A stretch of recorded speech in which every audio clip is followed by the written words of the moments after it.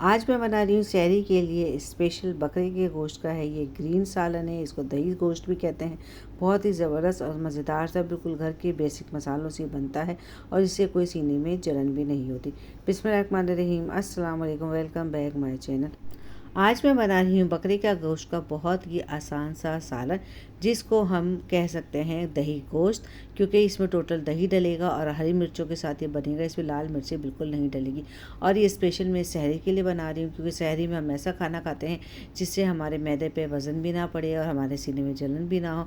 तो बहुत आसान सी रेसिपी, चलिए जी बनाना स्टार्ट करते हैं। और ख़ास तौर से आजकल आखिरी अशरा शुरू हो गया, तो आखिरी अशरे में क्या होता है, लोग एक दूसरे की दावतें भी करते हैं।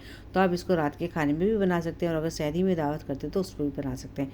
इसके लिए मैंने लिया है बकरे का आधा किलो गोश्त और मैंने सरसों का तेल डाल दिया है और 2 प्याज लिए, उसको मैंने ऑमलेट कट कर दिया है। और प्याज को सरसों के तेल में डाल के इसको थोड़ा सा हमें सौते करना है कि प्याज का जो पानी वगैरह है वो हमारा खुश्क हो जाए। और साथ ही इसके अंदर मैं थोड़ा सा जो साबुत गरम मसाला है वो मैं डाल रही हूँ। 10 के करीब साबुत काली मिर्चें हैं, 5-6 लौंगे हैं, 2 बड़ी इलायची है, इसको हम तोड़ के डाल देंगे। और एक दालचीनी का टुकड़ा है वो हमने इसके अंदर डाल दिया और उसको अच्छे तरीके से हम भुनाई करेंगे कि जो साबुत गरम मसाले की एक अच्छी सी खुशबू हमारे मसाले में बैठ जाए। क्योंकि साबुत गरम मसाले का एक अपना ही जायका होता है। जब प्याज और थोड़ा सा सौते हो जाएगा, यानी सॉफ्ट हो जाएगा और थोड़ा सा उसका कलर भी चेंज हो जाएगा, तो इसके अंदर हम डाल देंगे अदरक लहसुन का पेस्ट। अदरक लहसुन का पेस्ट 1 चमचा डाला है, इसको भी डाल के हम इसकी भुनाई करेंगे कि अदरक लहसुन के पेस्ट की जो स्मेल है वो ख़त्म हो जाए। अब जो गोश्त मैंने धो के साइड पे रख दिया था वो गोश्त हम इसके अंदर डाल देंगे और गोश्त के साथ हमें इसको अच्छे तरीके से भूनना है कि हमारा जो गोश्त है उसका कलर चेंज हो जाए। चाहे तो इस वक्त थोड़ा सा हल्का सा ढक्कन भी ढक सकते हैं कि ये गोश्त अपना पानी खुद छोड़ता है, तो उसके अंदर गोश्त अच्छे तरीके से हमारा भुन जाएगा। चले जी, गोश्त हमारा अच्छे तरीके से भुन गया, गोश्त का कलर भी चेंज हो गया। तो इसमें हम कुछ बेसिक से मसाले डाल देंगे। आधा चमचा मैंने हल्दी डाला है, 1 चमचा मैंने इस पर धनिया पाउडर डाला है, 1 चमचा मैंने ज़ीरा पाउडर का डाला है और इस पर डाल के उसको अच्छे तरीके से हम भूनेंगे। अच्छा जी, लाल मिर्ची मैं बिल्कुल भी नहीं डालूँगी। 1 चमचा मैंने इसके अंदर डाल दिया है नमक का और फिर ये सब चीज़ों को हम अच्छे तरीके से हम भुनाई करेंगे। अच्छा जी, मसाले की भुनाई इसलिए ज़रूरी होती है कि ताकि किसी भी चीज़ का कच्चापन नहीं आए। और अब इसके अंदर हम डाल देंगे 1 पाव दही का, क्योंकि हम और चीज़ें नहीं डाल रहे, तो इसलिए हम दही थोड़ा सा ज़्यादा डाल रहे हैं। दही को डाल के दही को भी अच्छे तरीके से फेंट के आपको इसमें डालना है और फ़ौरन आपने इसमें चमचा चलाना है कि दही में जो एक अजीब सा दाना सा बनता है वो ना बने। इस वक्त चूल्हे की आंच मैंने थोड़ी सी तेज़ कर दी थी और जिस बर्तन से हमने दही डाला था उसमें थोड़ा सा पानी डाल के उसको भी अच्छे तरीके से हमने घुमा के वो पानी इसके अंदर डाल दिया। अब सालन में अच्छा खासा है ना हमारे पानी हो गया है, तो हम इसको पकने के लिए छोड़ देंगे कि जब तक हमारा दही का पानी खुश्क हो। और आँच हमने फिर इसकी थोड़ी सी मीडियम लो कर दी थी ताकि 15-20 मिनट में जाके हमारा पानी जले और उसी पानी में हमारा गोश्त गल जाए। अब ये देखिए जी, हमारा तकरीबन जो गोश्त है इसका जो पानी है वो तकरीबन खुश्क हो गया है। अब इसको हम अच्छे तरीके से भून लेंगे कि दही का भी जो कच्चापन वगैरह है सब कुछ ख़त्म हो जाए। और ये 5 से 6 हरी मिर्चें हैं और थोड़ा सा हमने लिया है हरा धनिया। इन दोनों को हम हावन दस्ते में कूट लेंगे। आप चाहें तो इसको मशीन में भी पीस सकते हैं।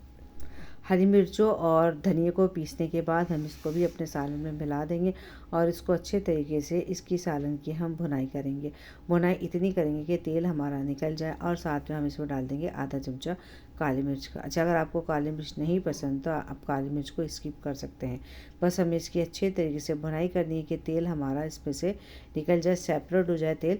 तो समझो गोश्त की हमारी बुनाई हो चुकी है। लेकिन गोश्त चूँकि अभी हमारा कच्चा है, अगर चिकन में अगर आप ये बनाएंगे तो चिकन तो इतनी देर में गल जाती है, लेकिन बकरे का गोश्त नहीं गलेगा।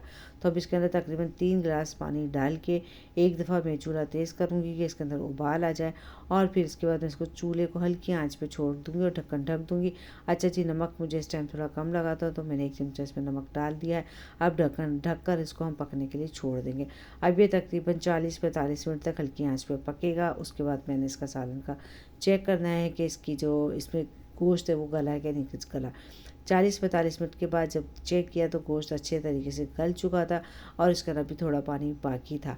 तो क्या किया, इस पानी को अच्छे तरीके से हमने खुश्क करना है और जितनी आपको ग्रेवी रखनी है आप उतनी ग्रेवी रख लें। अगर आपके घर में शोरबा पसंद करते हैं तो आप इस टाइम पे थोड़ा पानी डाल के इसको पतला कर सकते हैं। अब इसके बाद मैंने इसके ऊपर 3 हरी मिर्ची पे हल्का सा कट लगा दिया, वो डाल दी और आधा चमचा डाल दिया गरम मसाले का और इसको 5 मिनट के लिए ढक्कन ढक दिया बिल्कुल दम वाली आँच पर। चलिए जी, सालन जो है ना हमारा दम पे आ गया है और सहरी का टाइम भी हो गया है। अब मैं अपना जो सहरी है फ़ारिग होकर अपनी सहरी करती हूँ, तो मैं आपको बताती हूँ। एक प्लेट में मैंने लिया है सालन और एक ये मेरा पराठा है जो गंदम के आटे और जौ के आटे से मिला के बनता है। और इसके अंदर मैंने डाला है देसी घी और 1 कप चाय का, क्योंकि चाय के बगैर तो सहरी या नाश्ता मैं कर ही नहीं सकती। तो चाय भी मेरी शुगर फ्री है और बहुत ही ज़बरदस्त और मज़ेदार सा ये सालन बना है। मुझे यकीन है आपको आज की ये रेसिपी ज़रूर पसंद आई होगी। अगर रेसिपी पसंद आई हो तो लाइक शेयर कमेंट कर दीजिएगा। चैनल पर नए तो सब्सक्राइब करके बेल आइकन को प्रेस कर दें ताकि आने वाली न्यू वीडियो का नोटिफिकेशन आपको बआसानी मिल सके। फिर मिलेंगे इसी तरह के साथ कोई हेल्दी सी रेसिपी लेकर आऊँगी आपके लिए। जब तक के लिए अल्लाह हाफिज़। मुझे अपनी दुआ में ज़रूर याद रखा करें।